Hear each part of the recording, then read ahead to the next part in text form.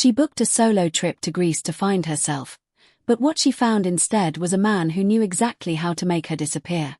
I thought it was just a romantic weekend on a private island, until the signal dropped and the boat vanished. What would you do if your dream date turned into a silent prison? And if no one knew where you were, would anyone come looking? Mia stood at the railing of the ferry, the wind brushing her hair as the brilliant blue of the Aegean Sea stretched endlessly in every direction. She was alone, but not lonely, at least, that's what she kept telling herself. A solo trip to Greece had been her escape plan after a grueling breakup and burnout from her job as a graphic designer in Boston. Greece, with its sun-drenched islands and the promise of ancient magic and fresh beginnings, had always been on her bucket list. She had imagined herself wandering through cobblestone streets in linen dresses, sipping ouzo with locals, and maybe, just maybe, meeting someone who would remind her that the world could still surprise her in good ways. So when she arrived in Athens and downloaded Tinder on a whim, it wasn't with any expectations. She swiped through a few profiles, half laughing at the shirtless mirror selfies and broken English pickup lines. And then she saw Nikos. He wasn't like the others. His photos were casual, almost effortless, a man smiling on a boat, playing with a dog, cooking something in a rustic kitchen. His bio was short: love the sea, family, music, and good stories. When they matched, his first message was respectful, curious. He asked about her trip, recommended a hidden local taverna, and didn't bombard her with emojis or flirty clichés. They agreed to meet for coffee the next morning in Plaka. When she saw him in person, something clicked. He had that rare, quiet confidence, the kind that doesn't need to fill silences. Their conversation flowed like wine, and by the second coffee, he already felt like a character in her travel journal. Mia knew she should have been cautious. Her best friend, Kelly, had made her promise to check in daily, and her dad had half-jokingly told her not to get kidnapped. But Nikos made her feel safe in a way she hadn't felt in months. After their second meeting, he invited her to spend a night on a small island his family owned, a secluded place away from tourists, with a beach only locals knew. At first, she laughed it off. That sounds like the beginning of a horror movie, she'd joked. But when he showed her photos, crystal clear water, an old villa, a boat docked under olive trees, it looked like heaven. He promised she'd be back the next day. "You'll love it," he said. "You need a place where no one can reach you for a while. Just peace." She hesitated, thinking of the stories she'd read, cautionary tales that always started with good intentions. But she also remembered her therapist's words: "You can't let fear fence you in." So she texted Kelly the details, packed a small bag, and met him at the dock the next morning. The boat ride started as magical. Nikos handled the small motorboat like he'd been raised on it, pointing out islands and ruins as the sun reflected off the waves. Mia filmed clips for Instagram, laughing at the wind in her face. But as they left the main ferry routes behind, she noticed her phone signal flicker. "It'll come back once we're closer to the island," Nikos reassured her. By the time they docked, her phone said no service. She took a deep breath and told herself to enjoy being unplugged. The island was quiet, wild, untouched. Olive trees rustled in the breeze, and the only building was a whitewashed stone villa set back from the beach. It was beautiful, but eerily still. They spent the afternoon walking the shoreline, swimming, eating bread and olives on the terrace. But as the sun dipped, something shifted. Nikos grew quieter, his warmth cooling into formality. He started checking his phone. She wondered if he had signal when she didn't. At dinner, he barely made eye contact, and by the time she tried to call Kelly to check in, she realized there was not just no signal, but no Wi-Fi either. "It's just us here," Nikos said flatly. "No distractions. Isn't that what you wanted?" Something about his tone chilled her. That night, lying in a guest room with wooden shutters and a single flickering candle, Mia stared at the ceiling. A rustling noise outside caught her attention. Footsteps. She sat up, holding her breath, but the sound was gone. Maybe it was just the wind. Or maybe not. She texted Kelly again, hoping it would go through if the signal returned. It didn't. The message stayed unsent. That's when she realized something she hadn't considered. If anything went wrong here, no one would know. No one would hear her. Before Greece, before the sun and salt and distant songs of waves, there was Boston, grey, relentless, and full of everything her wanted to forget. Her days were filled with the dull hum of fluorescent lights, the screech of subway brakes, and the silence of a one-bedroom apartment that held the echo of a life that had collapsed. Mia was 28, talented and kind, but worn down. A once promising graphic designer turned into an overworked assistant, barely scraping by in a city that swallowed people whole and chewed on their dreams. The heartbreak had come slowly and then all at once. Her boyfriend of 3 years, Daniel, had broken her trust in the worst way, an affair with a client they had both pitched to, a lie that unraveled during a company retreat. She hadn't seen it coming. That betrayal, and the shame of not seeing the signs, became a loop she couldn't shut off. Everyone told her she was strong, that she'd bounce back. But what they didn't see was how often she cried in bathroom stalls or pretended to be asleep when her phone rang, just to avoid people asking how she was. The idea of leaving started as a whisper, just a passing thought during her morning commute, when the train got stuck underground for the 3rd time in a week. She'd scroll through photos of places she'd never been, wondering if happiness existed somewhere on a map. One night, after a particularly brutal meeting with a client who changed their mind for the 5th time, Mia opened her laptop and booked a flight to Athens. No return ticket. No plan. Just the hunger to feel something new. She told her boss she needed a mental health break and told her friends she needed space to clear her head. But the truth was more complicated. She needed to get away before she disappeared entirely. In the days leading up to her flight, she packed like a person escaping. Not just clothes and chargers, but parts of herself that had been buried, old sketchbooks, a camera she hadn't used in years, a paperback novel she'd never finished. At the airport, she cried once, at the gate, surrounded by strangers, then boarded the plane like she was walking into someone else's life. And maybe, in some ways, she was. Greece greeted her with warmth. The sky felt closer. The people seemed to smile with their whole bodies. She wandered through ruins, stood where philosophers once debated, ate figs and fresh cheese at small cafes, and wrote long journal entries at sunset. Slowly, the fog began to lift. But even in those golden moments, something stirred beneath the surface. An ache. A longing. Not just to be seen, but to be understood. When Mia downloaded Tinder, it wasn't for love. It was a dare to herself. She hadn't been on a date in over a year. She'd deleted all her apps after Daniel, convinced that no one on those platforms was real. But Greece felt different. She felt different. It wasn't about finding someone. It was about proving to herself that she could try again. That she still had the capacity to hope. Her profile was simple, just a few photos of her at the Acropolis, a beach shot, and a caption that read, "Exploring. Not running." The matches trickled in, mostly tourists or locals with too much cologne and too little tact. She ignored most of them. Until Nikos. He wasn't pushy. He didn't open with a line about her eyes or her body. He asked about the book she was reading. Said he liked slow conversations. He talked about his mother's cooking, the old records he played when he couldn't sleep, the island where he'd grown up before moving to Athens. Mia was skeptical, but she kept replying. He had a way of making even silence feel safe.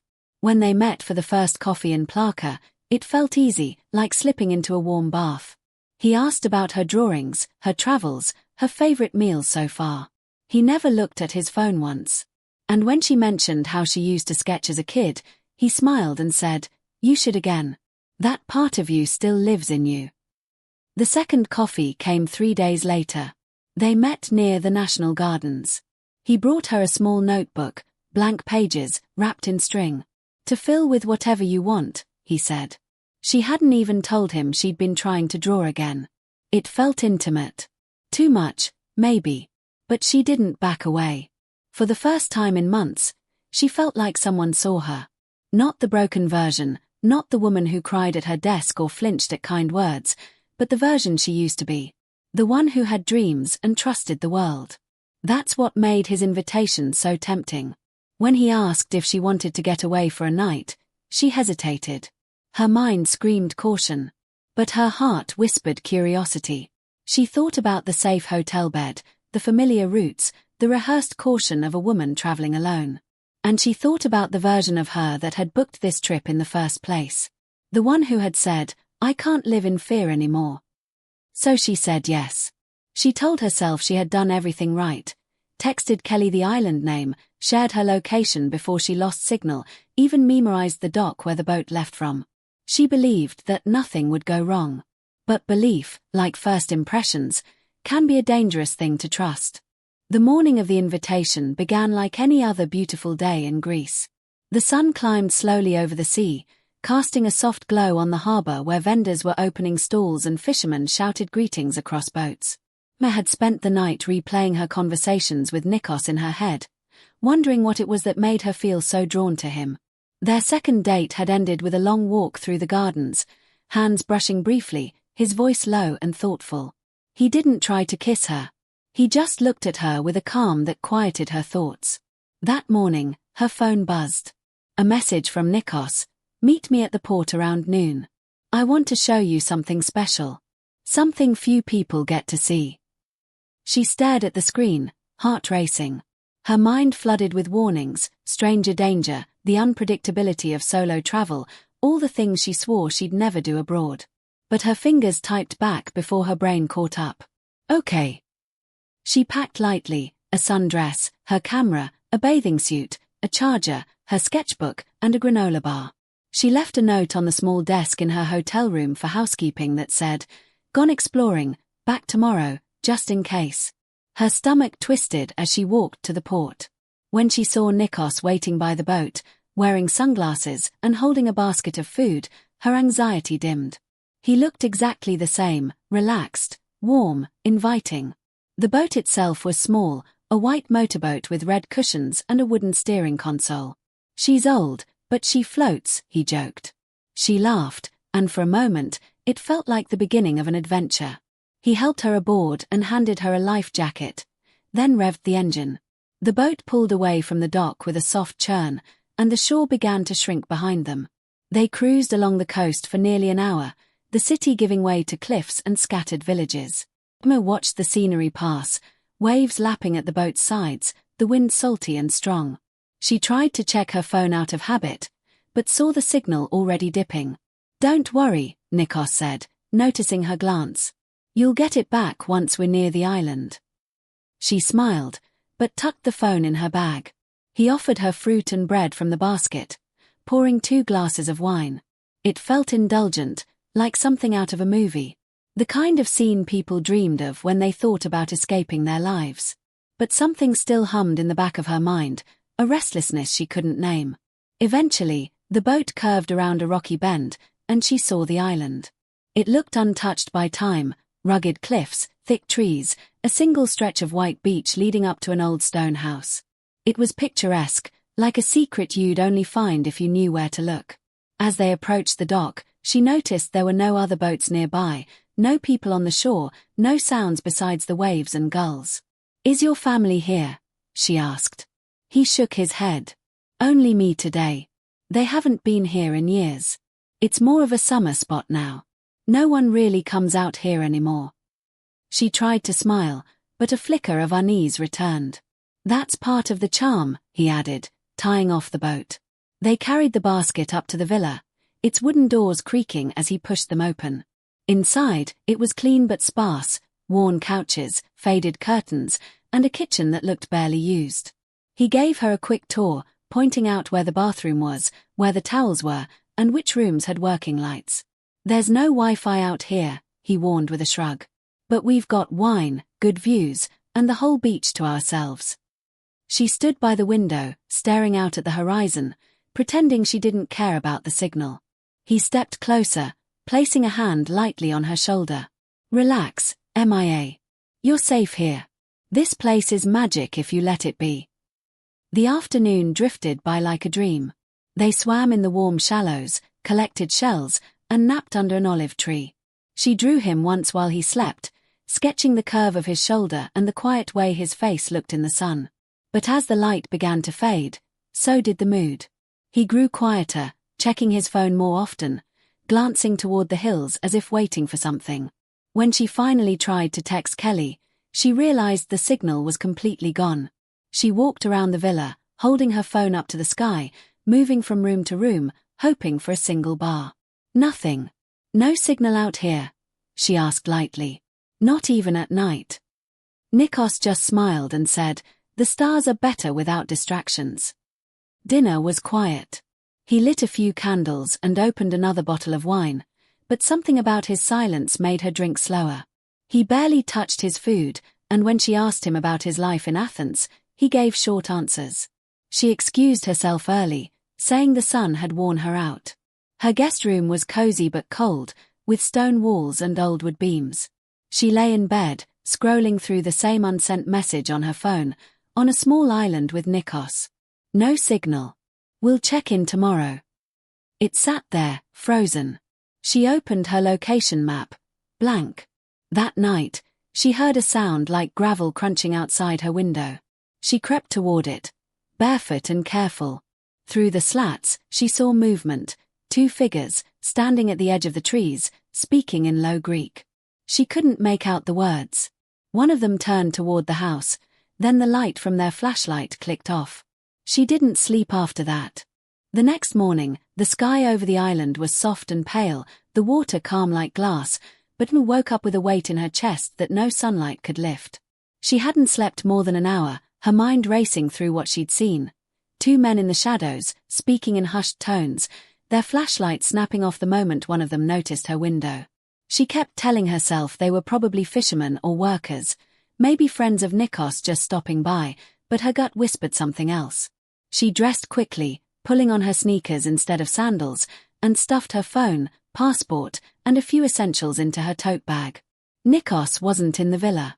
The kitchen was empty, the dishes untouched. She stepped outside, hoping to find him near the dock, but the boat was gone. Her stomach dropped. It wasn't tied to the post, wasn't bobbing by the rocks, just gone, as if it had never been there.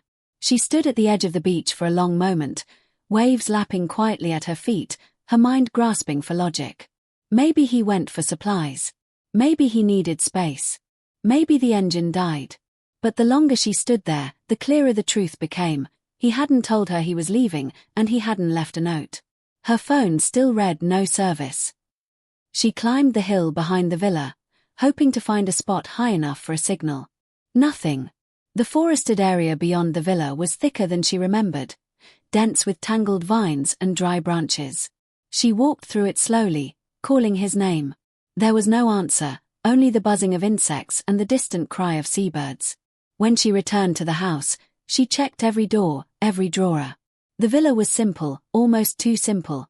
No books, no photos, nothing personal except a few utensils and some canned goods.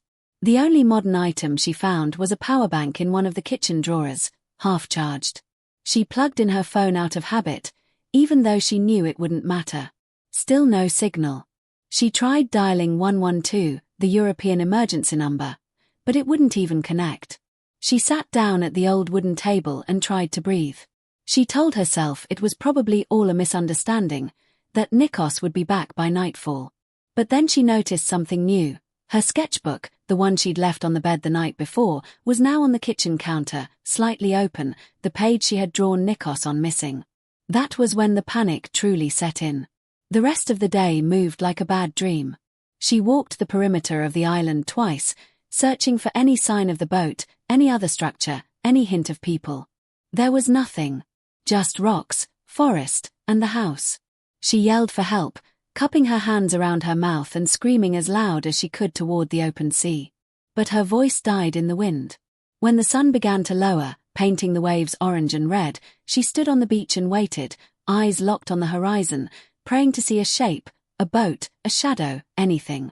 But the water remained still. That night, she blocked the door of her room with a chair and didn't light a candle. She didn't want anyone to know which room she was in. Outside, she heard the faint sound of voices again. This time, a man and a woman, speaking in Greek, then laughing sharply before it turned into silence. The next morning, she searched the villa again, more carefully.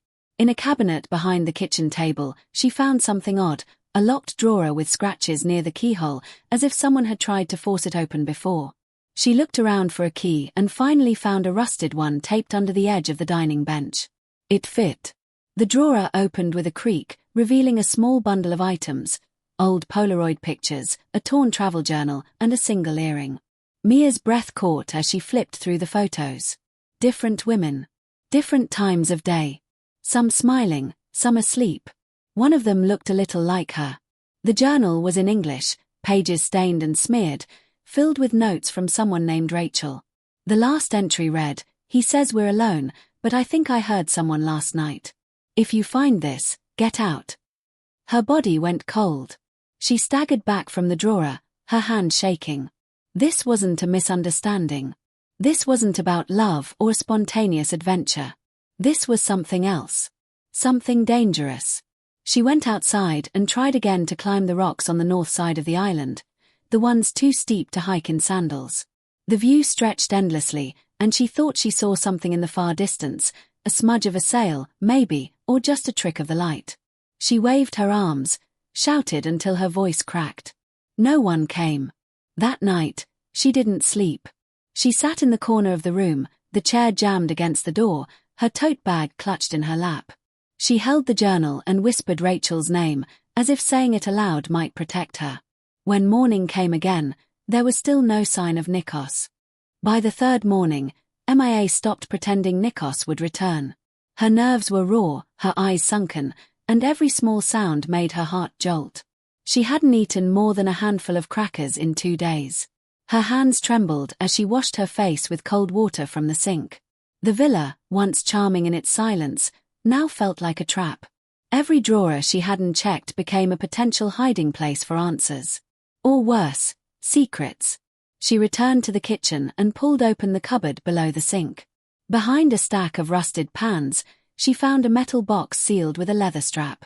She undid it with shaking fingers, revealing a bundle of passports wrapped in a plastic bag. Her own breath caught as she flipped through them. 6 different names. 6 different women. American, French, German. The photos all featured young solo travelers like her. Their faces stared up at her, hopeful, unaware. Her knees buckled. She dropped the box and backed away from it like it had burned her. She realized Nikos wasn't who he claimed to be, not even close. One of the passports had a Greek name scribbled over and replaced with a handwritten one, Nikos Dimitria. The handwriting didn't match the name printed below it. Mia couldn't understand every detail, but what she could read was enough. These women had come to Greece. Some even wrote notes inside the covers, little scribbles like, "Found the beach today," or "Can't wait to try local olives." It didn't make sense. Why were there things here, but they weren't? Where had they gone? Why was she seeing the same handwriting in several of them, writing messages that no traveler would ever write to themselves? She searched the villa more desperately now. Behind a loose board in the guest room closet, she found a crumpled piece of paper. On it was a sketched map of the island.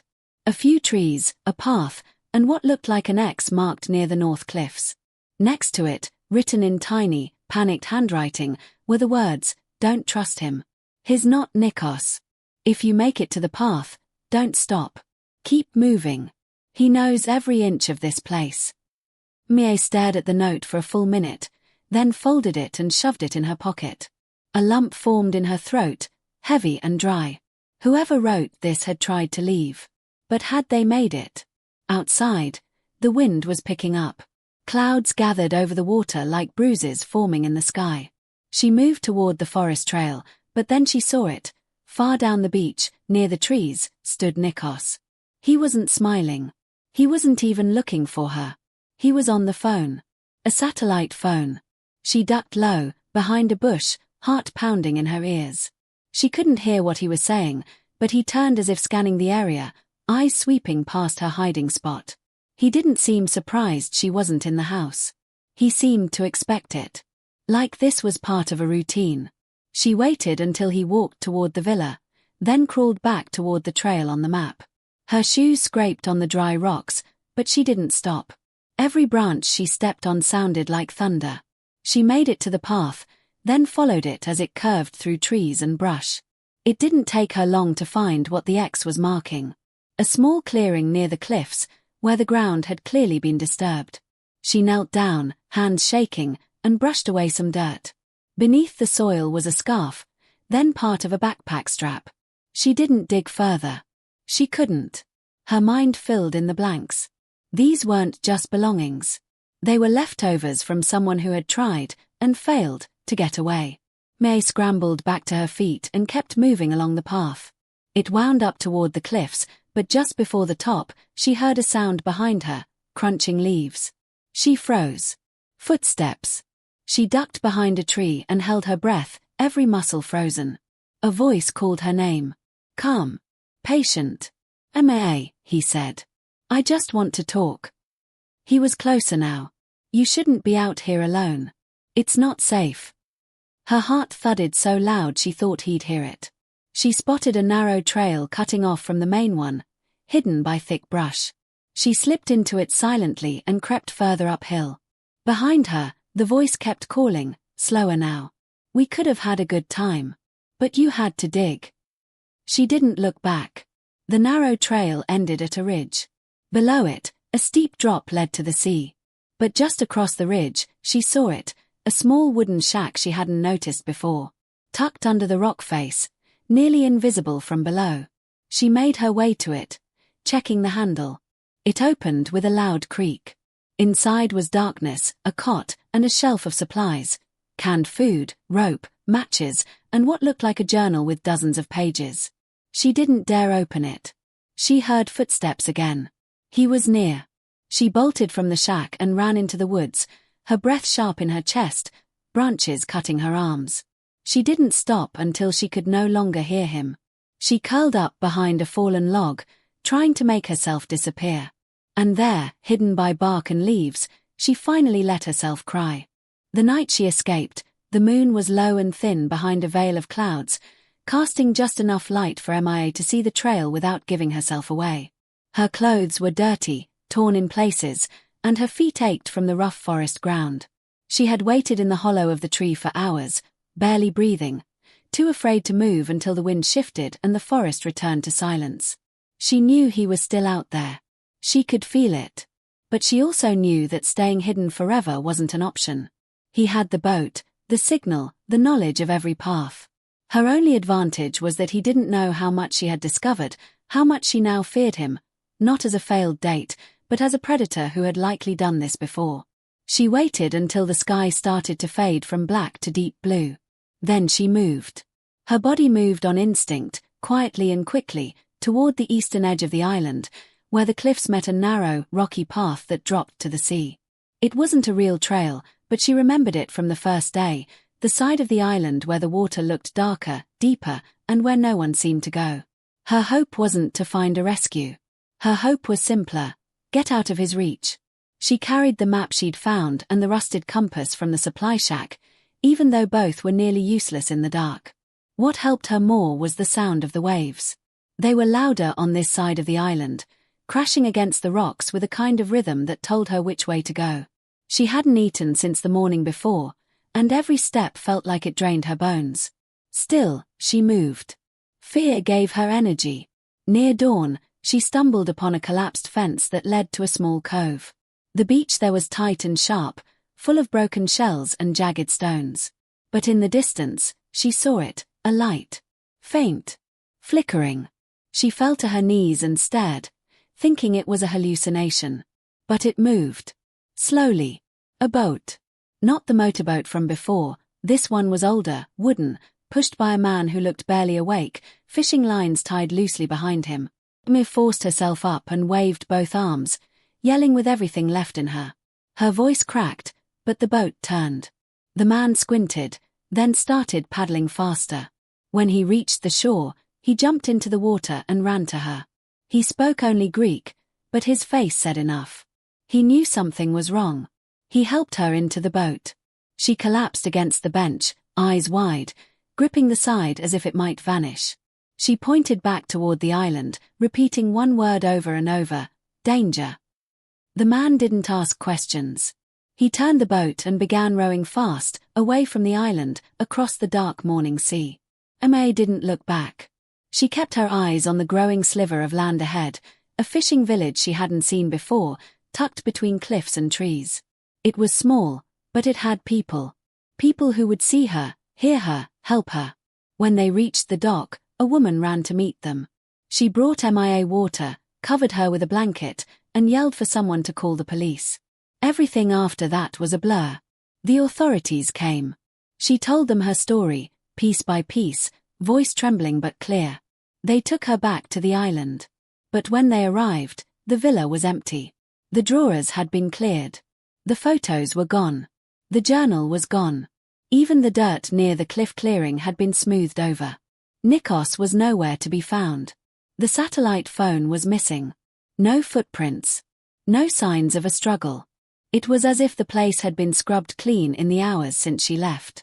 Amie showed them the map, the passport pages she'd stuffed into her tote bag. They took them but said it wasn't enough. No official proof of a crime. No missing person reports that matched. No bodies. Just a terrified tourist with no signal and a scary story. They offered to let her stay in Greece while they looked into it. She refused. She took the first flight home. Back in Boston, everything looked smaller.